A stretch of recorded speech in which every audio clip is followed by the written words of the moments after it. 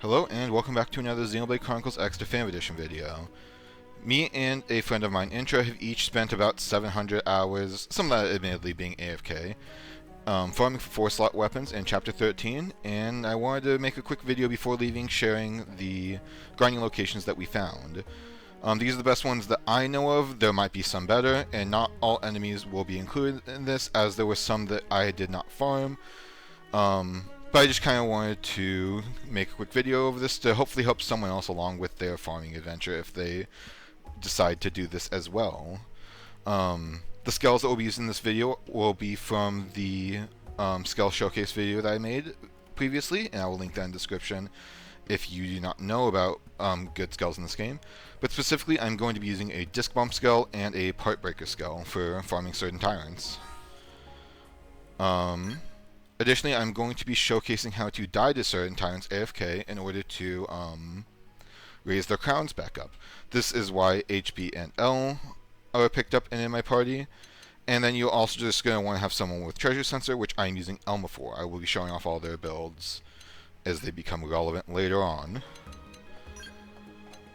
Unless I am mentioned otherwise, I will be running the same build for the entire video. I believe there's only one enemy type where I will be changing the build. But I just wanted to make mention of that now. For my ground gear, I'm going to be running the Sermit knife that you get from one of your party members from finding them. I don't remember who. If you do not have this, just go find your party members in 13 and eventually one of them will give this to you. Additionally, I am running a Gatling gun that is physical with double range attack up. Most enemies in 13 have at least a mild weakness to physical, and some of them have a strong weakness to physical. And because we're going to be using Bullet Twister, Ether is not nearly as good here as it is in a lot of other parts of the game, so that's why this is the Gatling of choice. For the augments, I'm running 1 range attack boost and 3 range attack ups on my knife, and 3 opening art damage ups on the Gatling. Additionally, for my armor, I'm running an eye patch. This doesn't really matter much. It gives Appendage Crusher. It might help kill some of the tyrants that we're going to talk about, and it will be relevant for the one where we change the build, but for now it doesn't really matter.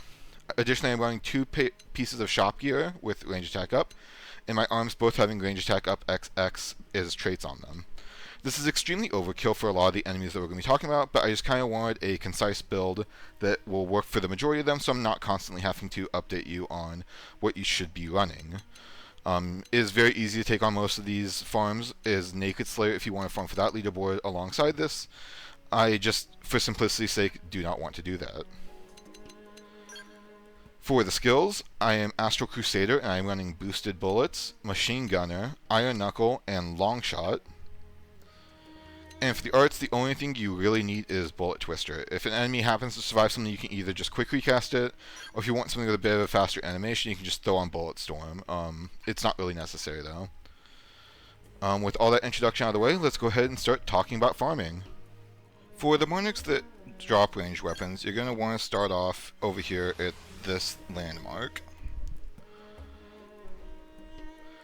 From here, just head over here to this group of 5 Marnucks, and you're going to want to position your skell about here near this rock. It's not super specific. Target this Marnuck right here, the second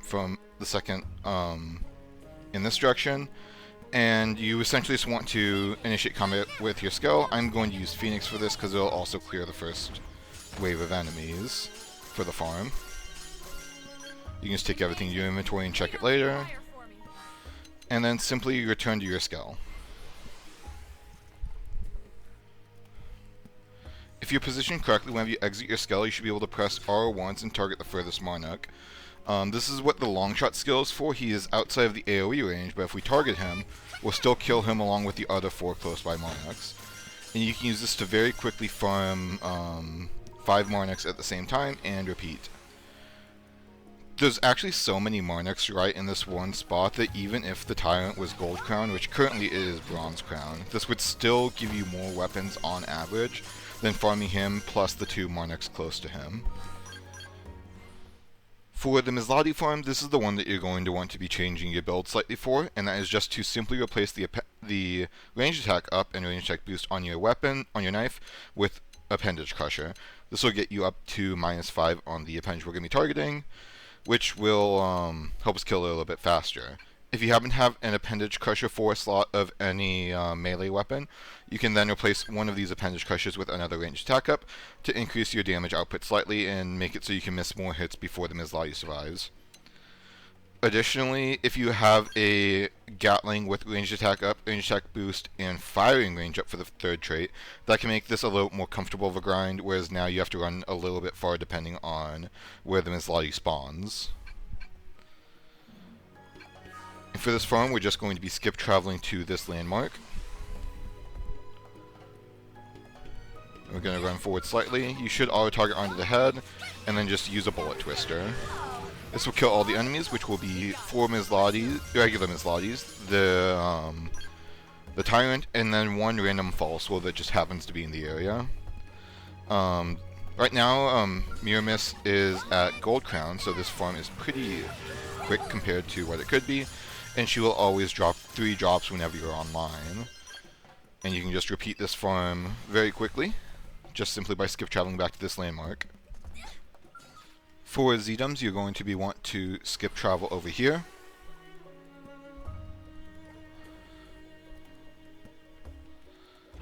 And then with a powerful skell that kills things quickly, you can drive over here and go ahead and just kill Durunga.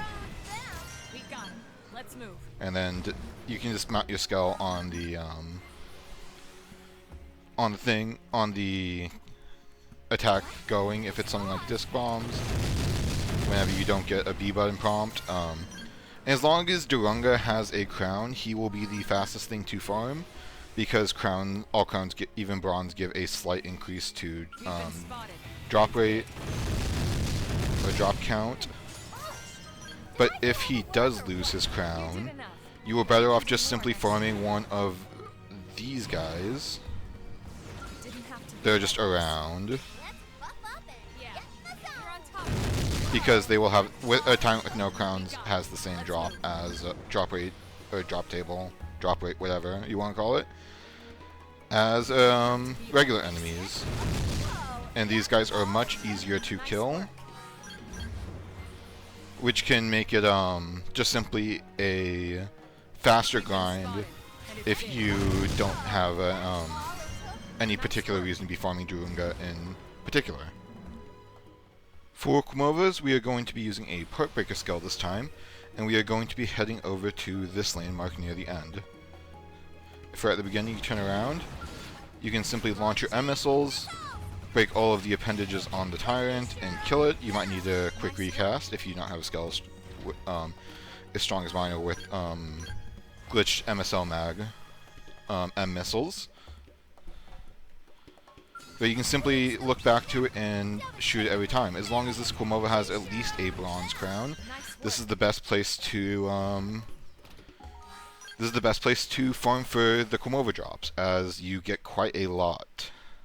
And as is gold crown, at least as the time of this recording, and should hopefully be for a while after, this is a pretty fast place to farm. However, if you're offline, just simply flying around and killing Qmoevas might be better. Or my personally preferred spot is over here. If you respawn while facing north on this platform, there will be 2 normal enemies that should spawn right here, that you can then just go ahead and kill one by one and collect all of their drops.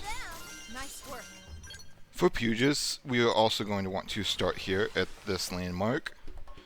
Now I have the spot marked on my map with a blue indicator over here. Essentially, you're going to want to grab your skell near this Marnuck right here. This is specifically if you're online and the tyrant is silver crown or higher. You will kill the 1 Marnuck up here, sometimes a Qmoeva, and then 2 Puges plus the tyrant. If the tyrant is silver crown, it is guaranteed to drop two weapons, with an increased chance of dropping a third.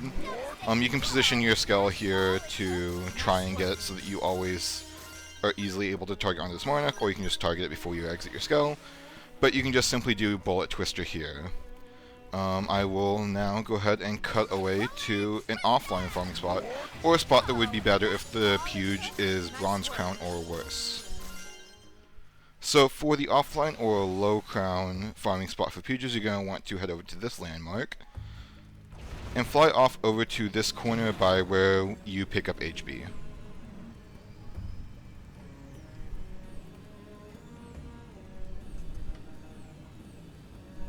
And over here you will find 4 Puges which spawn in instantly.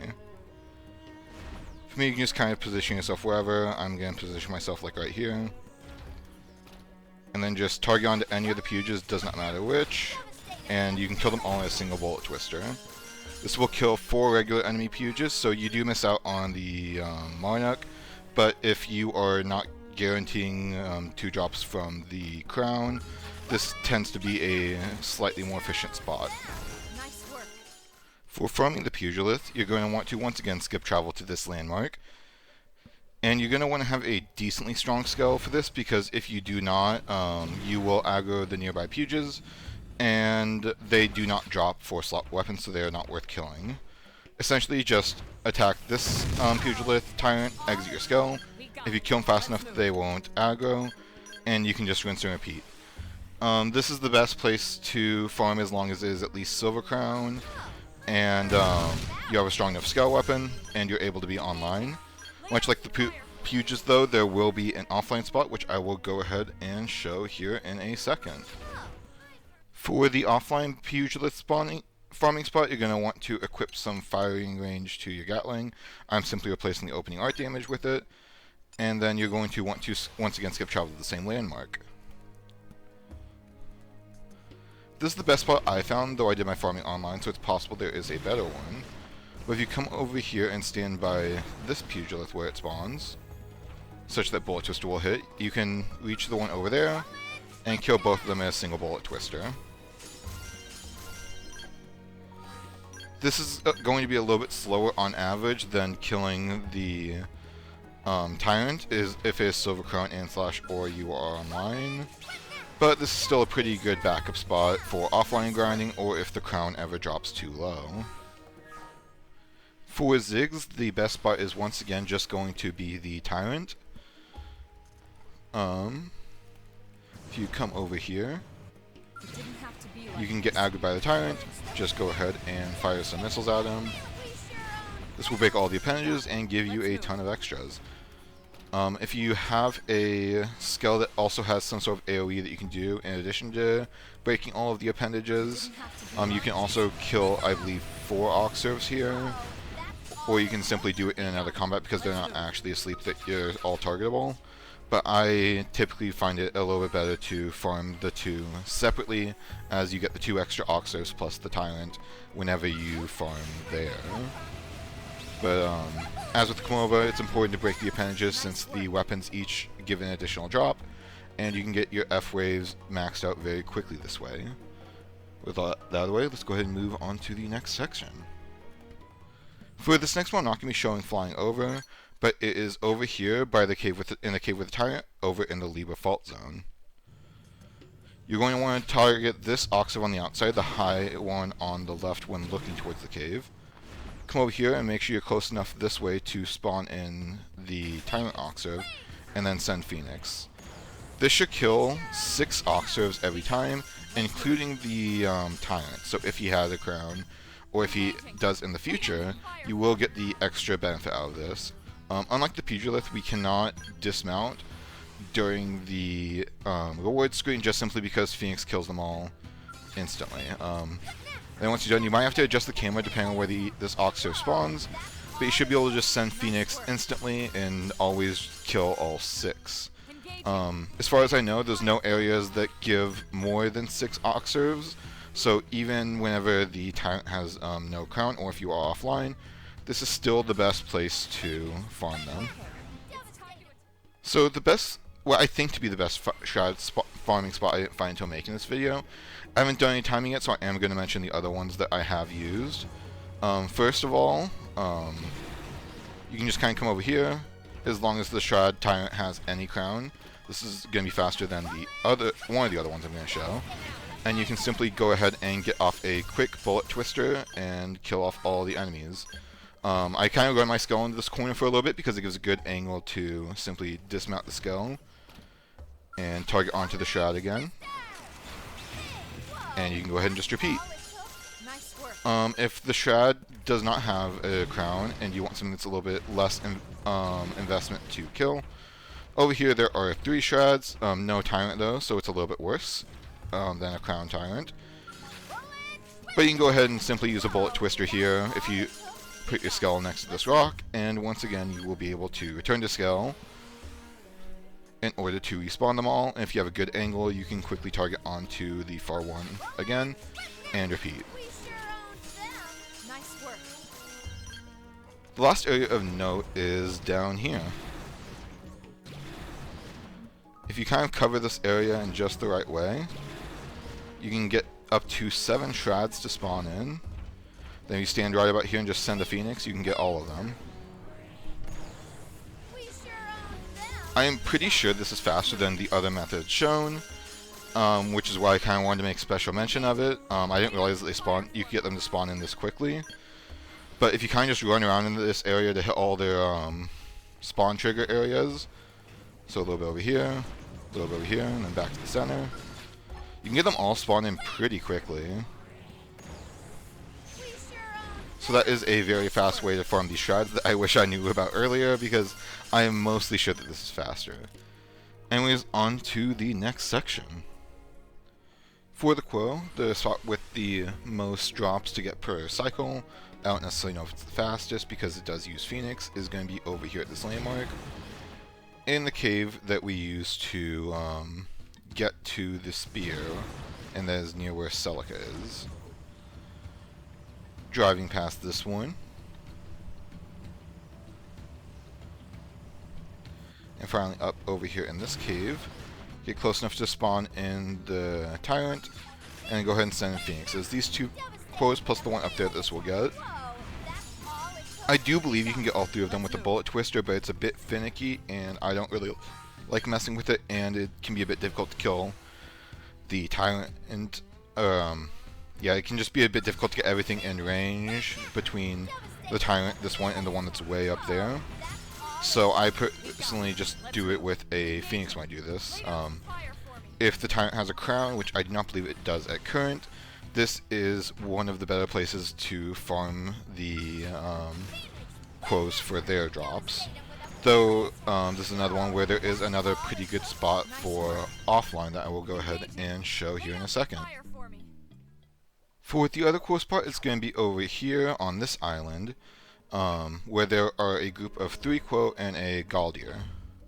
If you line your skell up about here, in about this position to these 3 enemies, you can exit your skell, press R twice to target onto this Qo that's far away, and take out all 3 in a single bullet twister.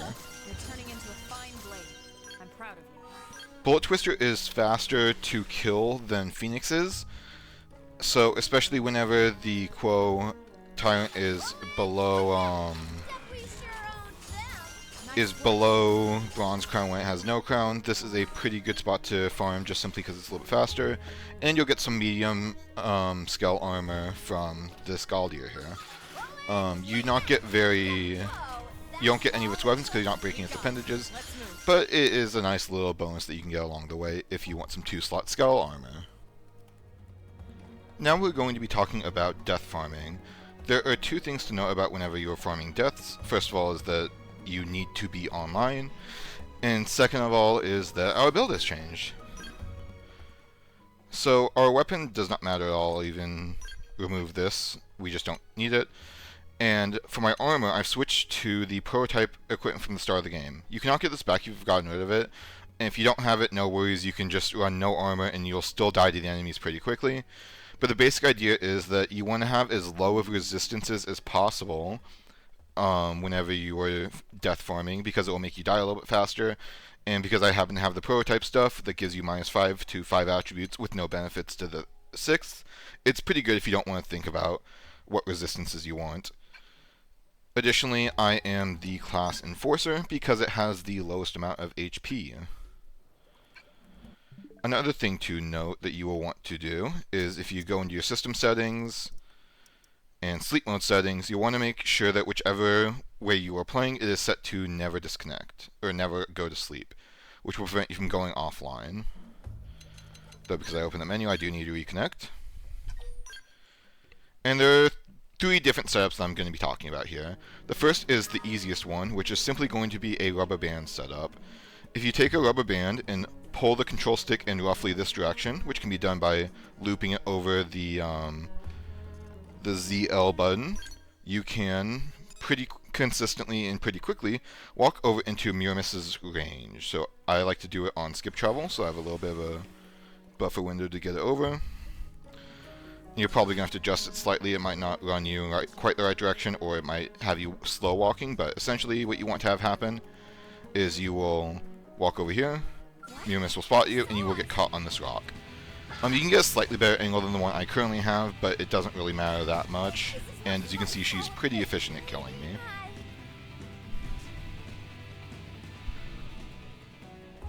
And then you can see as I respawn, I will just immediately start walking over there again. Because the online for this game is what it is, you will probably disconnect sometime if you try and leave this AFK for too long, but it's not really that big of a deal. This is a good way to AFK for a few hours, typically something like overnight or while at work, and just come back and have a bunch of deaths farmed on the tyrant to help raise the crown globally. Now let's go ahead and move on to the next death farming method. This next setup is what we have HB in the party for. The reason why HB in particular is that he has the combination of being able to use shields and the ramjet rifle. The big thing you'll want on the ramjet rifle for farming here is this magazine capacity up.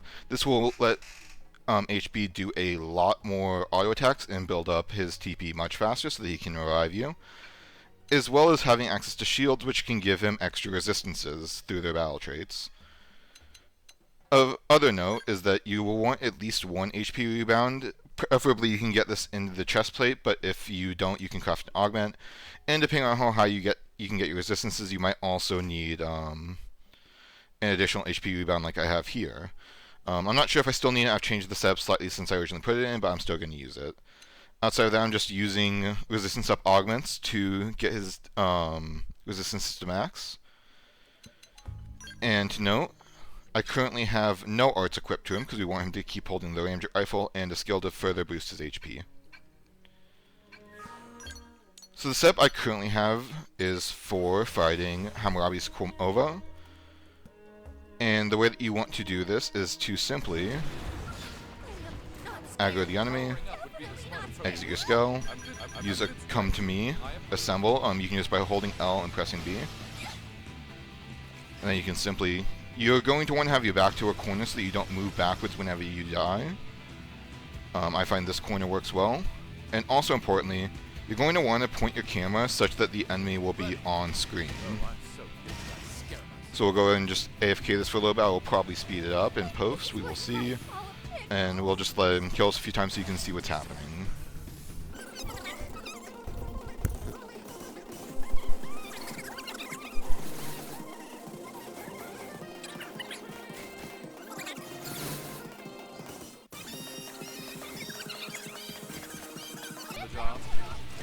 Every time I get killed and revived, that global death counter that you have in the enemy index goes up by 1. So this is a way that you can AFK tyrants that aren't really in a position you can just simply walk to and aggro easily, by just simply having a character like HB survive and revive you repeatedly. HB is the best one for this if the enemies are not too strong or don't have too many attributes, and he's able to manage enemies with up to 3 attributes pretty easily. The final of these AFK strategies is what we picked up L for. L is useful because he has Cycle Launcher Shield, which gives him access to the art Astral Protection, meaning that we don't need to get the attribute resistances as high. The build that we're running for him is a shield with irrelevant resistance, as well as the 4-slot Cycle Launches. You don't necessarily need farmed ones. The regular ones that you get from an ally, the regular Striker ones, will work fine. I'm just using these ones because I have them. On the Cycle Launches, you're going to want to be running 3 ranged TP gains as well as a magazine capacity. And then for the other weapon slots, you're going to want some secondary cooldown reducers so the Astral Protection will always be up at its level 6 buff from the secondary cooldown. And then once again, we're just running some HP rebound and some attribute resistance armor to try and help keep him alive. One of the differences here, though, is that on him we are running Lightning Cloak. He doesn't really use, so it's not that big of a deal. But most importantly, Astral Protection. This will give it tier 6, 50 of every attribute resistance to him, making it much more viable for him to survive 4 or more attributes that enemies have. There's one weird quirk with this where the ally will only use it when they're at or below, around at or below half HP.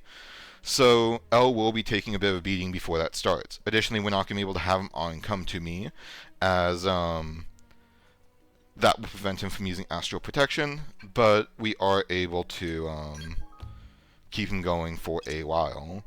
And then for his skills, I just have on Steel Flesh and Night Soul because they're the only two that give relevant bonuses for this. So the enemy we're going to be using for showing this is going to be Duranga. You can bring L over here manually with Come To Me and then tell him to do whatever he wants. But I find that he will eventually just wander his way and get stuck in this corner anyways. Once again, you want to look at the enemy, not at yourself. And the reason for this is basically, if this little targeting thing, when the enemy attacks you after being revived, happens too many times without you looking at the enemy, the game will experience a massive lag spike the next time you target something, potentially even crashing the game. So that is pretty bad. As with the other times, I'm going to go ahead and go AFK here for a little bit and just kind of let the game go. I will probably speed this up in post, and I will talk to you guys in a little bit.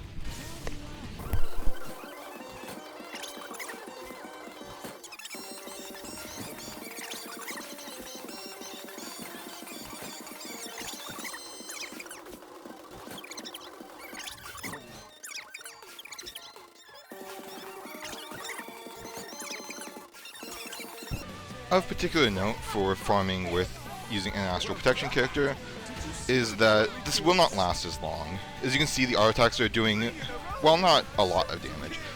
A significant amount that will add up, whereas with HP we're seeing numbers like 2 and 3, here we're seeing in the 30s. Because this AFK will, unlike the other ones being able to be left overnight, will only last a few hours. For me, this typically lasts about 3 against Duranga. That being said, it is a consistent farm, and you will typically come back to seeing the enemy dead rather than your allies. And just to kind of reinforce what I said a bit ago, as you can see, L is kind of just stuck walking into the wall now, just simply because the AI and pathfinding in this game is very good. Of additional note is that Duranga has a proximity spike, which will help kill you a little bit faster compared to some other enemies. Dying to this spike does count as the enemy killing you, so it still will increment the global counter, so you don't have to worry about that. With all that out of the way, I think that is about it for this video, so I am going to sign off and let this AFK run for a little bit. I will see you guys in the next one.